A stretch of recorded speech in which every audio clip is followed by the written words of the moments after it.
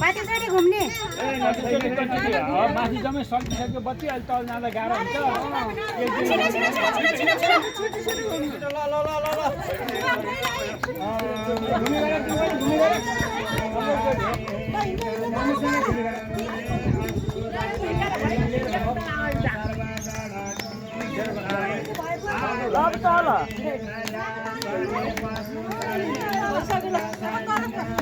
मामा तल तल